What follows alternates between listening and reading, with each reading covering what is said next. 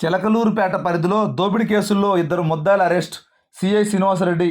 ఇక పూర్తి సమాచారం మేరకు చెడు వ్యసనాలకు బానిసై నగదు కోసం దొంగతనం మరియు దోపిడీలకు పాల్పడుతూ దొంగతనం మరియు దోపిడీ కేసుల్లో ఉన్న ఇద్దరు ముద్దాయిలను అరెస్ట్ చేసినట్లుగా సోమవారం సాయంత్రం 5 గంటల సమయంలో చిలకలూరుపేట రూరల్ సిఐ శ్రీనివాసరెడ్డి పేర్కొన్నారు.